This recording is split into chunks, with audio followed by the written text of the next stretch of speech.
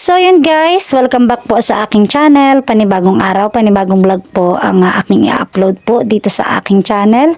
So for today's video po ay kami po ay papunta ng aking hubby Kalingap Topper dun po sa aming lote para kamustahin po kung ano na po yung itsura dahil po yun sa nagdaang bagyo na si Bagyong Uwan. So pangalawang araw po na mainit na po ang panahon ngayon, kaya kami pong dalawa ay talagang sabi namin ng aking hubby Kalingap Topper ay bisitahin na po namin yung aming lote kasi mainit po yung panahon. So ngayon po, doon po kami papunta. At syempre, samahan nyo na po ako sa aking pagbablog.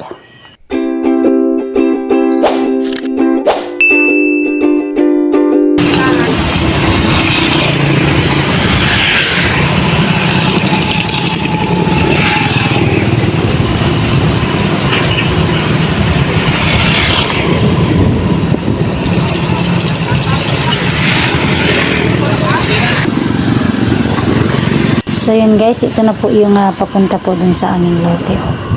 Grabe po mga natumbang mga puno.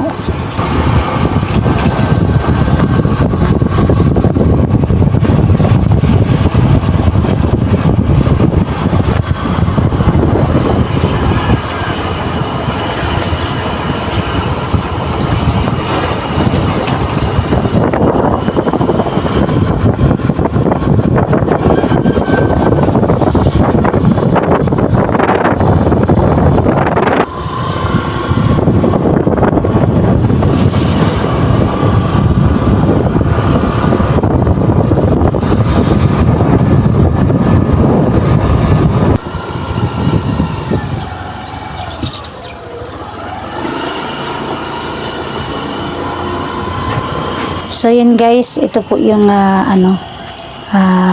dadaanan po namin dito. So yan po. At buti po yung daanan po dito ay ay tuyo na po. Pasensya na po sa aking camera ng cellphone kasi yun magalaw talaga po. So yan po. Yan.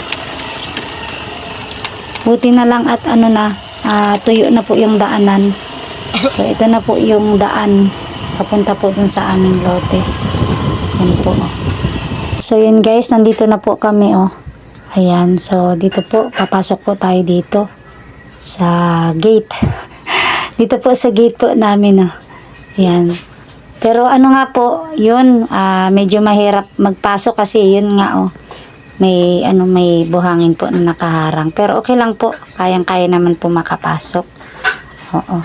So yan po, at nandito na po kami sa aming lote. So yan. Para tingnan po natin yung ayan grabe po pala ang tataas na po ng mga damo. Yan. Tsaka ayan, ang dami na po. Madami na, madamo na ng masyado Yan. Yan po nakita niyo po yung mga matataas na damo. Yan, parang talahib po kung tawagin yan. Yan po yung gagamasin po. At ito naman po yung kalamansi So yan po yung aming kalamansi na tinanim po ni Kalingap Topper. So dalawa po yan. Ayan dalawa po. Yan Ayan, may aanihin po kaming kalamansi Grabe. Anihin na po namin yan ngayon kasi mahirap pag hindi pa namin maani. Baka pag nag-ulan-ulan na naman or baka matuluyan na po yung halaman. Yan. At syempre yan pong mga nakikita nyo po na mga damo-damo na matataas, yan po yung gagamasin po ni Kalingap Topper. So yan. Grabe. So syempre matagal po kaming di nakabisita po dito at yun nga na sa pag-asikaso po ng mga anak namin. Pag syempre nung may mga eskwela pa po sila. So yan po. Ngayon lang po yung time namin na nakabisita po kami dito po sa aming lote. So yun pong kamuting kahoy. Malalaki na din. Grabe. At syempre ayan na po si Kalingap Topper po ay nag-uumpisa na pong gamas. So ayun pong gamit niya po ay asarol. Dinala po namin kasi yun nga, at expected namin na matataas na talaga yung po dito, mga damo. Kaya kaya po nagdala na po kami ng asarol. Yan po gamit pang tanggal talaga ng mga damo yung matataas. Talahi po yatang tawag dyan ay sa mga matataas po na damo. So yan po.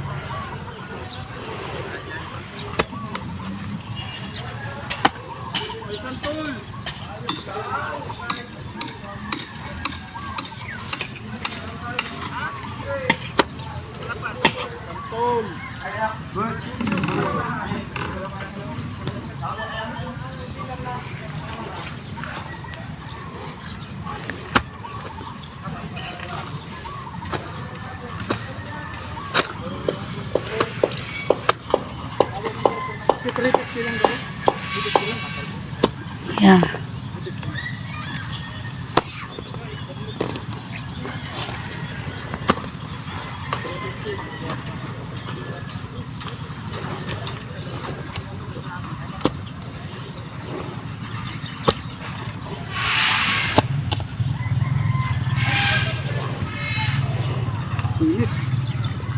Ilagay mo muna dyan sa may gilid, mahal.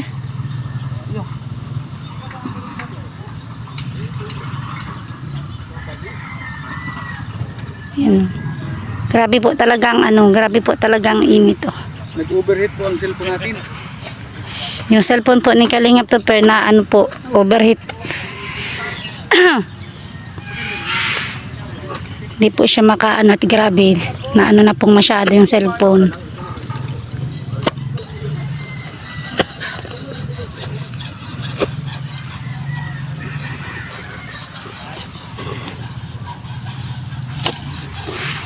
Tataas na ng damo po.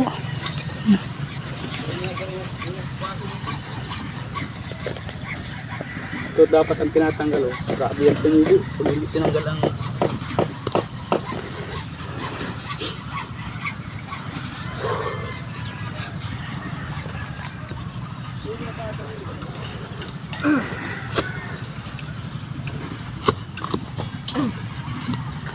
yan. Yun nga pong yung kamote oh. Yan. Na, lalaki na din. Ayun po. Kamuting kahoy. Ayun po, nasa dulo. Kamuting kahoy po yun. Matagal po kami nakapunta dito. Yun, dahil sa pag-asikaso nga po sa mga bata. Nag-eskwela po yung mga bata. O pagbalik po namin, ayan na, lalaki na. Yung kalamansi naman po, yun o, yun na, andun po sa dulo. Naani na po namin dyan, naani na po ni Kalingap Topper. Madami-dami din naani po namin. Buti na lang po at medyo matibay yung aming halaman. Hindi nagpadaig sa bagyong uwan. Kaya kahit pa paano may naani po kami. Ayan o. Oh.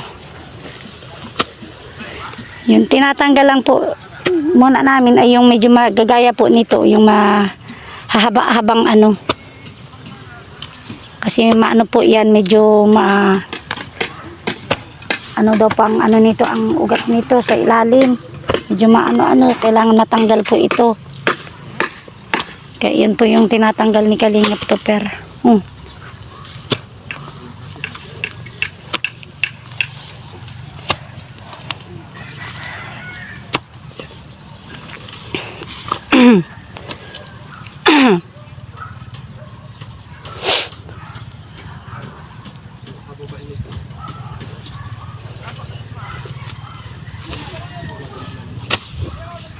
Po, kasagsagan po ng init oh. Talaga kami. Cellphone ko nga po ay nag-overheat na. Yung cellphone po nito pero nag-overheat na po sa sobrang init po kasing masyado ngayong araw po kami nakapunta dito. Yun, tiyempo namin na mainit naman mainit ng panahon. Oh. Grabe. Kainitan talagang kami, punta po kami dito.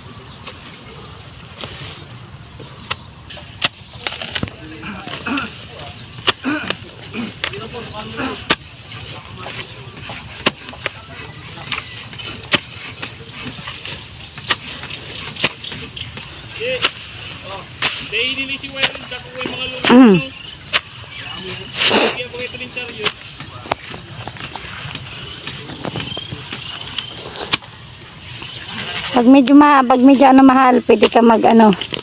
Grabe, sobrang init po.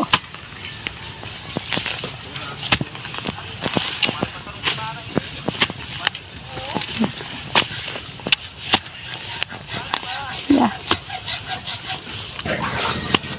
So yun guys, at na mahinga po muna si Kalingap Tupper at yun, punta muna kami dito sa kubo po ni Pating J. Ayan, so nag-inom po siya ng tubig. Grabe, nakauhaw si Kalingap Tupper. Ayun, para pahinga lang po muna saglit, tapos mamaya, ayan, balik na naman po kami para maggamas ulit. Yan si Kalingap Tupper.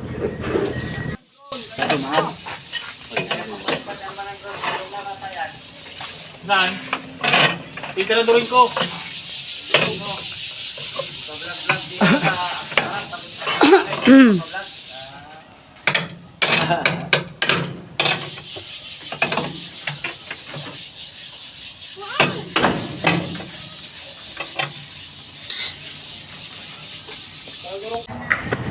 So ayan, at pagkatapos po naming magpahinga, ayan, balik ulit sa paggagamas. So ayan po ulit para matapos-tapos po ni Kalingap Tupper po ang paggamas po ng mga matataas na damo. Grabe po. So ayan po.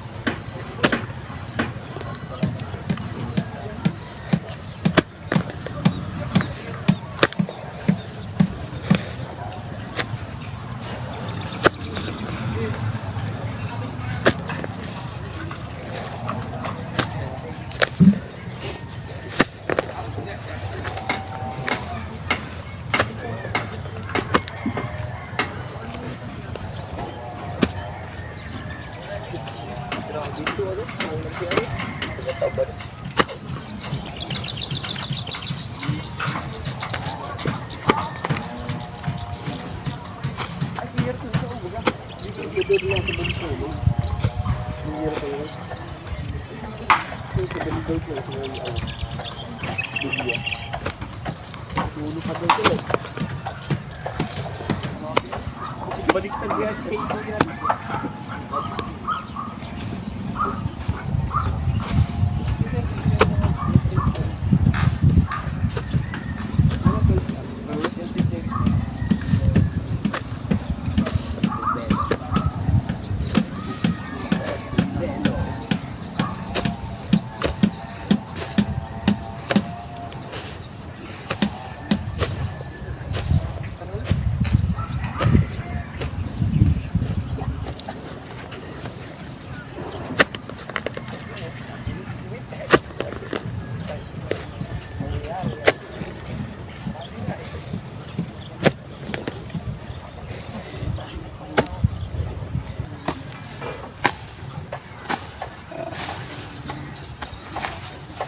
Yung matataas mga kalingap ang kailangan matanggal.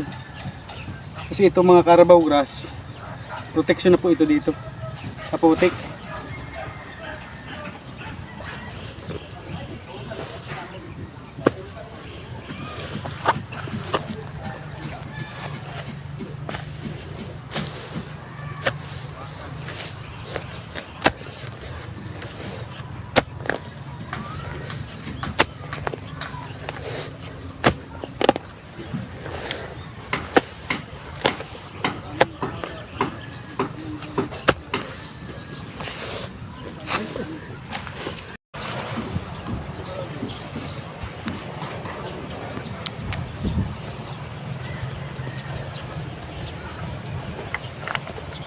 So yun guys, at natapos na po ni Kalingap Topper, magamasan po yung aming lote po dito. So yun lang pong mga matataas po na damo ang ginamas po niya.